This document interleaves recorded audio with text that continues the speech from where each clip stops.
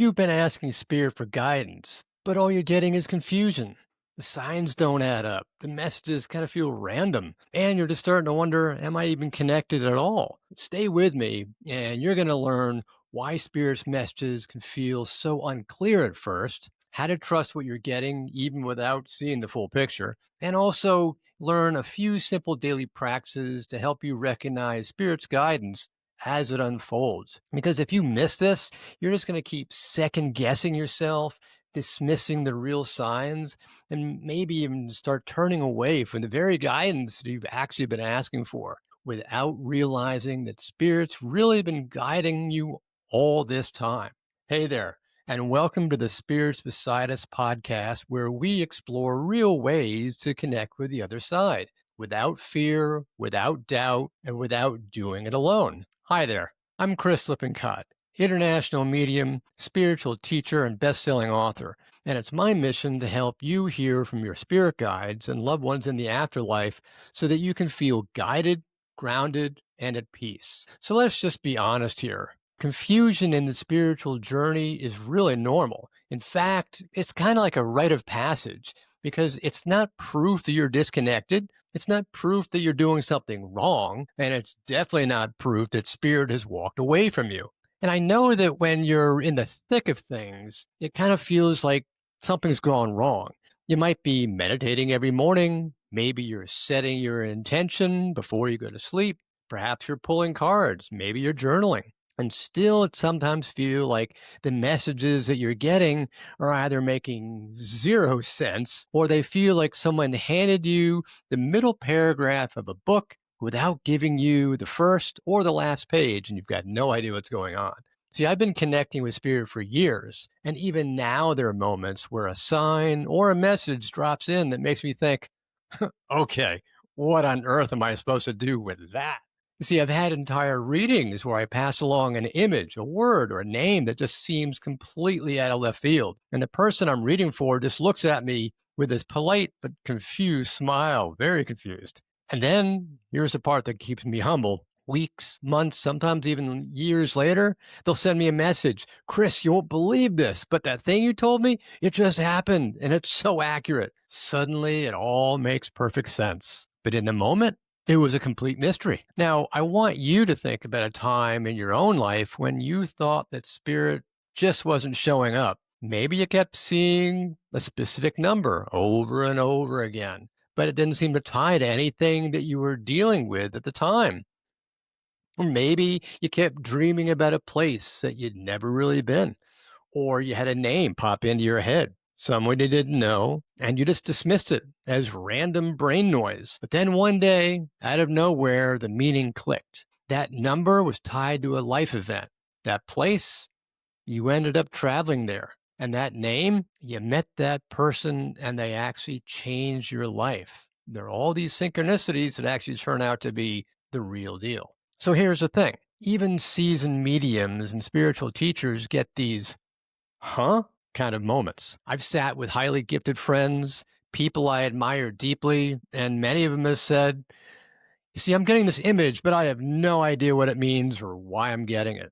And they say it with complete confidence and spirit because they've learned the hard way that clarity is actually a lagging indicator. It often shows up after the fact, not before. And that's where trust comes in. Trust is not just a nice to have kind of thing in this type of work. It's the bridge that allows you to keep walking forward even when the road looks foggy. If you only trust spirit when the message is clear, you're going to cut yourself off from some of the most profound guidance that they have to give you. The very act of trusting what spirit gives you without second guessing or editing it opens the channel even wider. It's in that full surrender to the process that your connection with spirit deepens. And over time, you'll find the clarity comes more often because the relationship between you and spirit has become one of complete cooperation. See, sometimes spirit's going to hand you what feels like a puzzle piece from the wrong puzzle. You turn it over in your hands, try to jam it in somewhere, and finally set it aside because it just doesn't fit anywhere. And then months later, you discover that you've been working on a much bigger picture all along. and that puzzle piece slips perfectly into place, just like it was made for it. Now, the fact that it doesn't fit now doesn't mean that it's wrong. It just means that the puzzle isn't finished yet. That's why your job isn't to make everything make sense in the moment. Your job is to notice, receive, and trust that the meaning will reveal itself when it's supposed to. And I promise you, the moment it does, you'll realize Spirit was walking beside you the whole time. So, why does spirit work this way? Why do they keep us confused? Why do we get guidance that kind of feels random or out of place or completely unrelated to what's happening in our lives in the moment, right now? Well, first, spirit sees the whole map, but we can only see the small stretch of road directly in front of us. I want you to imagine that you're driving on a mountain road at night in thick fog. Your headlights might only illuminate 50, maybe 60 feet ahead.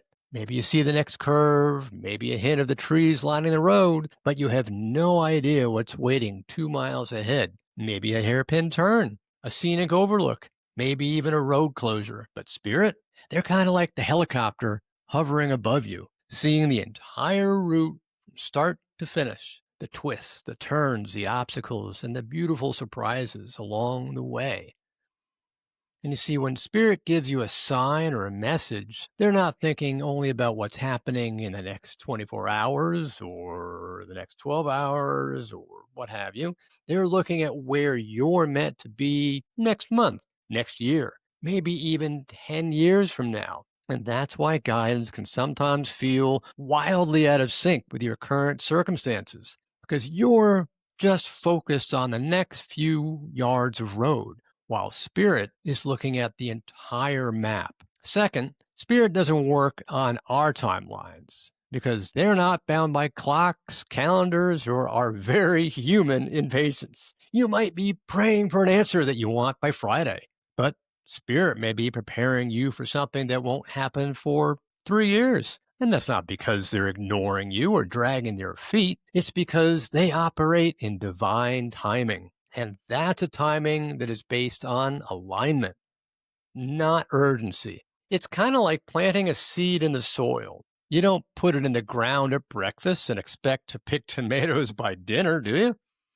Spirit plants these seeds in your awareness, in your dreams, in your heart, knowing that they're going to bloom exactly when the conditions are right, not before. Also, third, Spirit often sends preparation signs.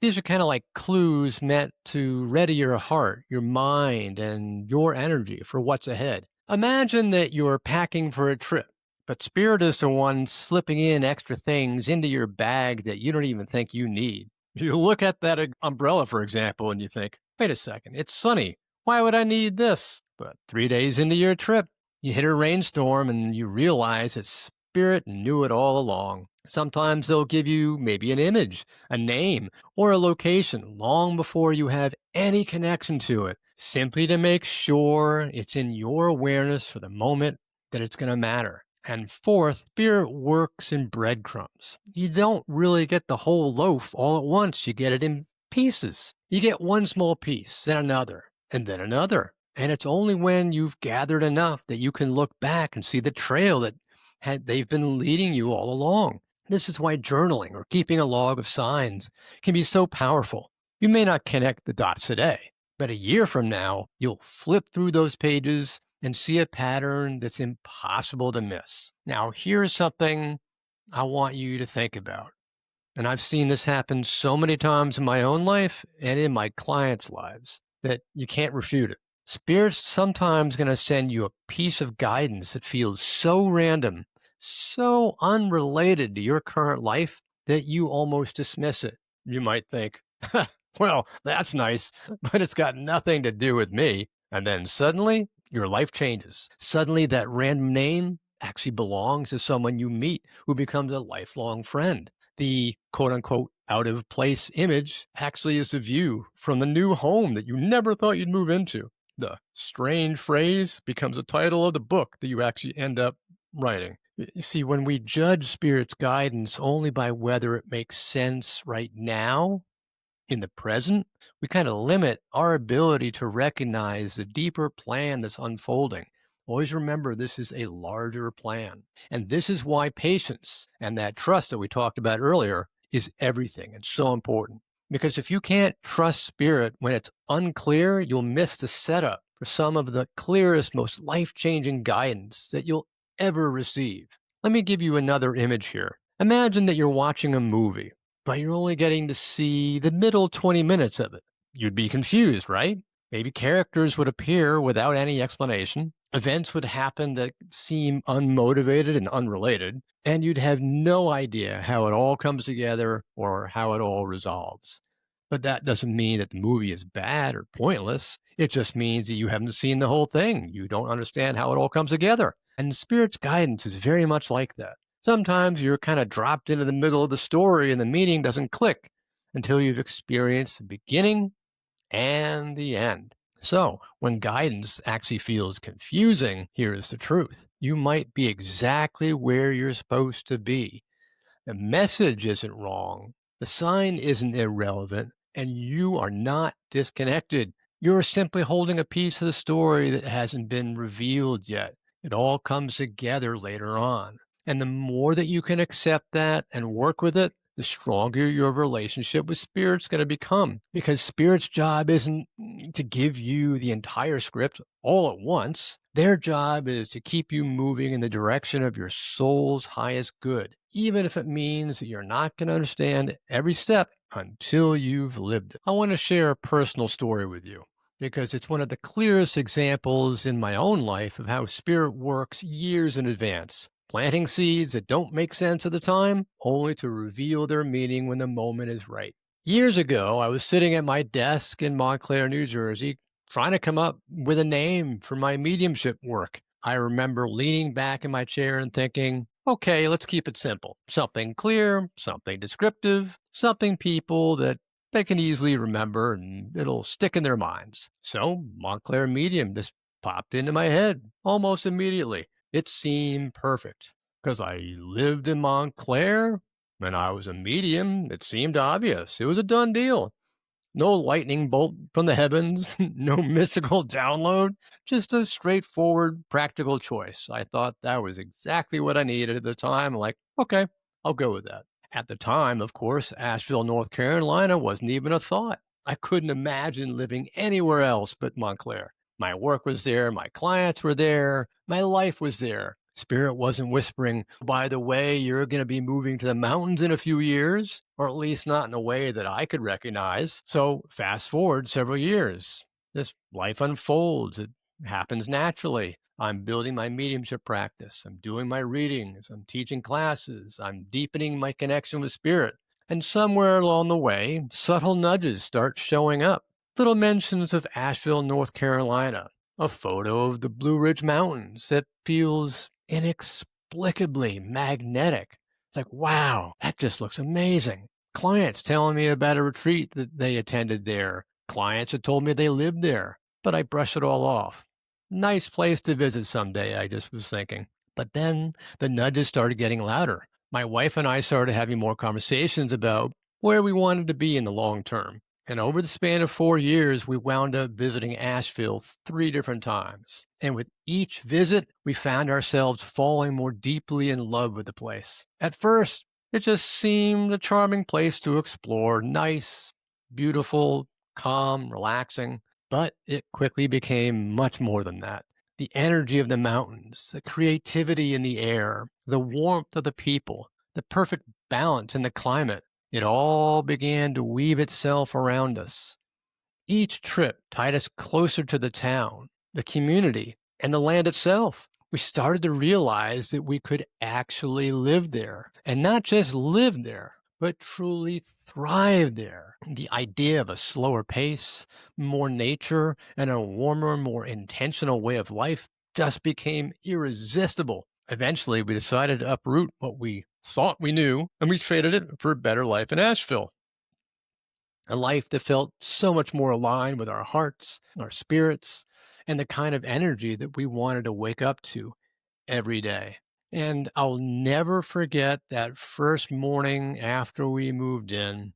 I woke up I looked out at the mountains and I felt it in my bones. I had arrived home. Not just a new address, not just a fresh start, but a home in the truest, deepest sense of the word. And as we settled in, I kept seeing the signs of spirit everywhere. The way the light hits the mountains at certain times of day, the synchronicities and meeting people who felt kind of like old friends, the calm that seemed to wrap itself around me in the quiet of the evenings. And then one day it hit me in a way I'll just never forget. It was so powerful. I was unpacking boxes in our new home, and I glanced at a stack of my old business cards. I read it and it said Montclair Medium. And it was kind of like my brain suddenly rewired in an instant.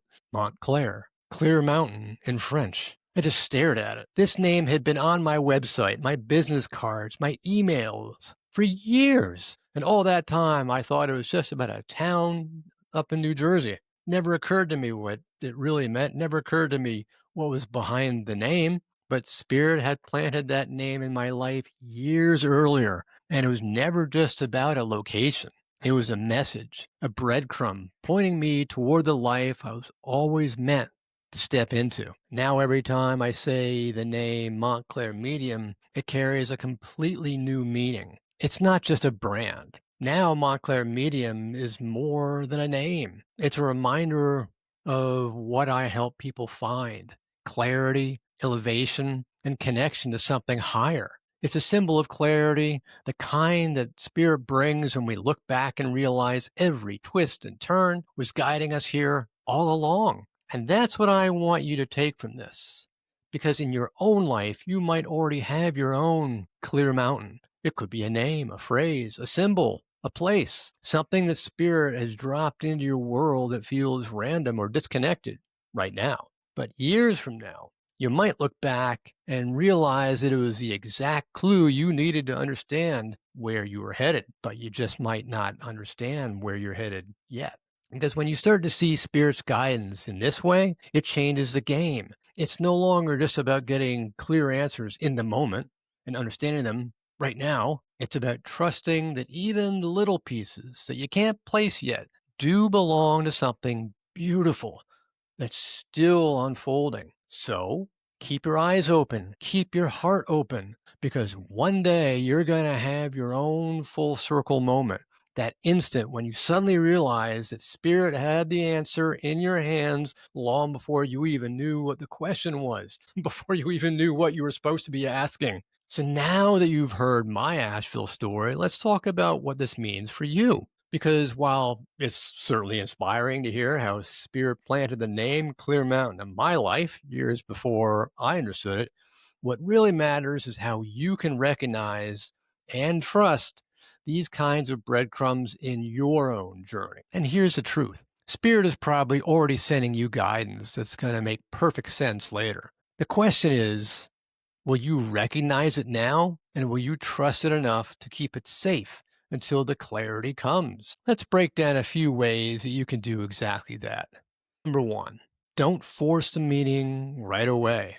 Because one of the easiest ways to shut down your connection is just to overanalyze a sign the moment you get it.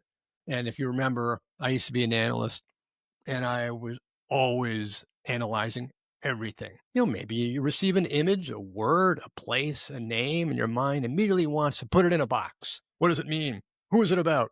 What am I supposed to do with it? But here's the thing: Spirit rarely gives us that kind of message with all the context neatly tied up and with a little bow. And they're not going to say, here's what this means and here's your interpretation. Think of it like a gift that you've been handed months before your birthday.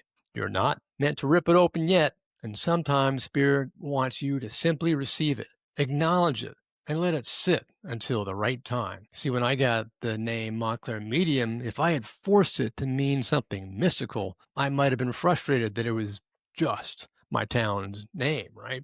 Instead, let it be what it was, not realizing its deeper meaning until years after the fact. So, next time something comes through that doesn't make sense, just try saying to yourself, I don't need to know what this means right now. I trust that it's going to reveal itself when it's ready. And that simple mindset shift is going to keep your channel open.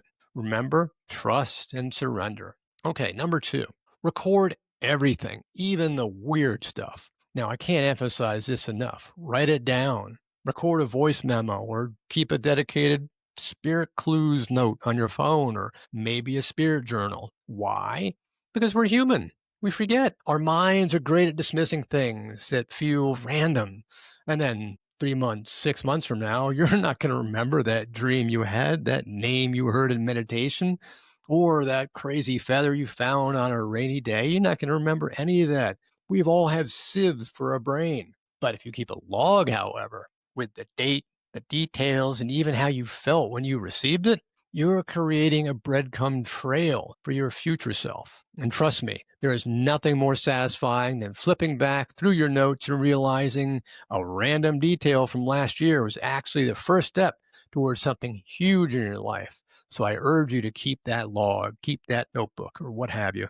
Okay, number three, look for recurring themes. One sign, it might not feel like anything. But if it starts repeating, then you better start paying attention. If the same number or symbol or name or some phrase just keeps showing up in your dreams, your meditations, or your day to day life, it's probably not random. Spirit loves to repeat guidance until we notice it. They don't want to annoy us, but they want to make sure that we recognize it when the moment comes. It's kind of like spirits hitting us with a 2x4 over the head. So, for example, before I ever seriously considered Asheville to settle, I kept on getting images of mountains. I just chalked it up to liking nature. But looking back now, those images were Spirit's way of warming me up to the idea of living in the mountains and getting closer to nature. So when you spot repetition, maybe angel numbers or what have you, add it to your log. Over time, you might find that those recurring elements are the clearest predictors of where Spirit is leading you, where they're pointing you, where they're taking you. All right, number four, be open to delayed clarity. Now, this can be the hardest part for many people because we all want that aha moment, the way we're used to snapping a photo on our phones and seeing it instantly. We all have the attention span of a gnat now. But Spirit doesn't work like a smartphone. Spirit works more like a developing a photograph, the old fashioned way, back before everything went digital, back in the analog age, right? The image is already there on the film, but you have to take it into a dark room, let it soak in chemicals, and slowly watch it appear. You couldn't rush it back then. You couldn't just shake it like a Polaroid and expect it to be crisp and perfect in seconds. And Spirit's guidance works exactly the same way. You already have the sign, the clue, the message, but you might need time, experience, and the right conditions before you actually start to see the image and the guidance start to develop fully. And the more that you can let that picture develop on its own, the stronger your connection with Spirit becomes. All right, number five, reflect often on the past guidance that you've already received. And here's where the magic happens. Every few months, go back through your Spirit Clues log. Look for entries that suddenly make sense now. Maybe a name you wrote down months ago is the person who just entered your life. Maybe a place you dreamed about is where you were invited to speak. Maybe a feeling you recorded matches exactly how you felt walking into your new home. Every time you connect a past clue to a current reality, your trust in Spirit grows. And that trust makes it easier to keep receiving, even when the meaning isn't immediate. And when you work with Spirit this way, receiving without forcing, recording without judgment, and trusting without proof, you create a relationship built on cooperation instead of control. And most of us, without realizing it, try to be the director of the whole production. We want to call the shots, set the timeline, and dictate exactly how the story should play out. But with Spirit, the magic happens when you step back from the director's chair, because sometimes you get to be the actor, fully engaged in the scene, responding to what unfolds in the moment. And sometimes the most powerful position is just simply to be the observer, watching the story unfold with curiosity and wonder, knowing that every scene is taking you exactly where you're meant to go. When you can let go of control like this, you're not just going with the flow. You're giving Spirit the space to work in ways you couldn't have scripted yourself. And very often, the version Spirit writes for you is far richer, deeper, and more aligned than anything you could have planned. And when you learn to work this way, something else happens. Your connection with Spirit becomes lighter, easier, more joyful. You start noticing how guidance weaves into your everyday life without you even trying to make it happen. And that's where we'll go next, turning these ideas into simple, practical exercises that you can use right now to strengthen your trust. Because trust and surrender, if you remember, are the two most powerful phrases in learning to connect with Spirit. All right, let's take everything we've just talked about and turn it into simple, practical steps that you can start today.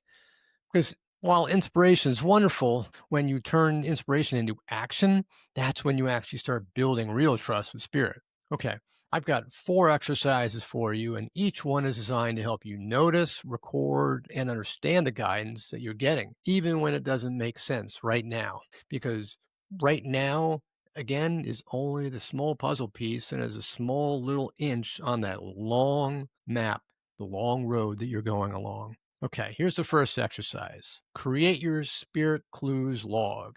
And this is the expanded version I was talking about earlier. See, we touched on it earlier, but now I want to make it a living, breathing practice for you. And here's how you can set it up. Choose a format that you like. Maybe it's a dedicated notebook if you like handwriting. Maybe it's a spiral bound notebook or a leather notebook. Maybe it's a note app or a Google Doc if you prefer digital, or maybe something on your phone. And on this document, you're going to create 3 columns or 3 sections, however you like to do it. You're going to have the date and time that you received the sign, dream, or the message, or whatever guidance that you're getting. You're going to have the description. Write down exactly what you saw, heard, or felt. Include details like colors, sound, emotions, and even if the setting, if it came in a dream. Include initial thoughts. Without forcing a meaning, just jot down your first impression, or maybe your feeling about it. So here's an example. May you put the date down, April 15th, 2025, 7:32 a.m. Description: saw a blue feather on my morning walk right after thinking about a friend I haven't spoken to in years. Initial thoughts: I felt peaceful. Wonder if it's connected to them somehow. And then, and here's the key, review your log once a month. Look for patterns, repetitions, or entries that now make sense in hindsight. Because you remember the saying, hindsight is always 2020?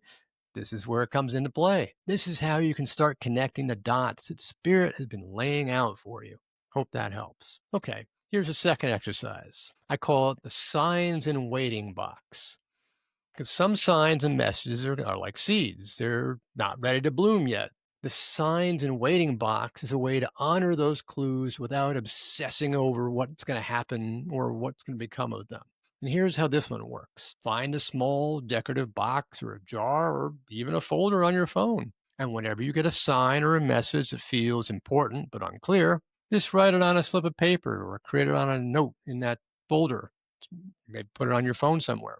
Don't analyze it, just store it away for now. The sheer act of placing it in the box is really symbolic. It's you saying, I'm keeping this safe until I trust Spirit to let me know when it's time to understand it, because Spirit knows. And every few months, open the box and see if any of the stored signs now connect to your current life. Often you'll be amazed at how a message from months or years ago suddenly clicks. All right, exercise 3. I call this a 24-hour awareness challenge. This is really about training your awareness to notice more of Spirit's guidance in real time. And just take a day, any 24 hours. Make it your mission to be hyper aware of any signs, nudges, or intuitive hits that you receive. Notice numbers, overheard conversations, snippets of music, repeating themes, or things that seem to, quote unquote, coincidentally line up. And at the end of the day, write them all down in your Spirit Clues log. So you might be asking, why is this all working? How is this going to work? And why is it work? Most of us miss Spirit's guidance, not because it's not there, but because we're too distracted to notice it. It's kind of like when we're trying to hear it. So by doing this challenge, even just once a week, you'll start training your mind to be more receptive to the subtle ways that Spirit communicates. Remember, Spirit always communicates in a very subtle method. All right, Last exercise. I call this the life review reflection because this is where you get to see Spirit's long game in action in your past. Here's how. Choose maybe a 5 or a 10 year period in your life. Write down the major events, decisions, moves, or shifts that happened during that time. Then ask yourself, all right, what clues, signs, or quote unquote random events led up to those moments? And you might realize that before you even met your partner, for example, you kept getting drawn to their hometown. Or maybe before you started your current career, you met someone in a totally different context. Who opened that door? Again, it's what's the context? What was leading up to that event? This kind of reflection not only builds trust in Spirit's timing, but it also helps you recognize the patterns and how Spirit communicates with you. Patterns that you can look for now if you're looking in the rearview mirror. Now, these exercises aren't about collecting every little coincidence and forcing it into a meaning. That kind of defeats the purpose. And these exercises are really about building a habit of awareness, recording without judgment, and letting time do its work. Because remember, Spirit works on its own time. Now, the more you practice this, the more you're going to start seeing fingerprints all over your life. Not in just the big dramatic moments themselves, but in the quiet, everyday details. And the more you notice, the easier it becomes to trust the guidance that you're getting, even when it's still developing, because it's the little places and the little things that you start to get. Because one day you'll look back at your log, your box, your reflections, and you'll realize the Spirit really wasn't silent at all. They were speaking to you the whole time. So you were just learning how to listen. Now, Spirit's guidance is never random. Even when it feels unclear or disconnected, it still has a purpose in the bigger picture of your life. And remember, confusion in the moment doesn't mean you're lost. It usually means you're holding a piece of the story that just has not been revealed yet. Think of it like being handed a single puzzle piece. On its own, it doesn't really make any sense. It's really hard to understand what it is. But the moment you connect it to all the other puzzle pieces around you, the full image begins to appear. And here's the truth. You're never holding that piece alone. Spirit is walking beside you, carrying the rest of the picture, waiting for the perfect moment to let that click into place. And it's up to you to trust and surrender that that's going to happen. And when you trust Spirit enough to hold on to that piece without forcing it, you give them room to guide you in ways you could never have scripted yourself. And when that clarity moment comes, it will be even more powerful because you trusted it before you could even see it. And that's the beauty. When you get something before you could ever see the end, that's when you know it's really happening because your aha moment is already in motion. The key is to keep noticing, keep recording, and keep trusting because that's how you're going to get to the place where it all makes sense. Now, once you start noticing and trusting more of these signs, something else usually happens. You start asking yourself, wait, is this really Spirit or am I just imagining it and am I creating patterns where they shouldn't exist? If that's already in your mind, you're not alone. It's the most common question I get. Is this really Spirit or is this my imagination? And that's why I created an episode titled 15 Ways to Know It's Spirit and Not Your Imagination. And if you haven't heard it yet, go here next. The link is also in the description. I hope this has helped. If you've got any questions, please reach out to me at chris@spiritsbesideus.com. This is Chris sending you love and light. Bye for now.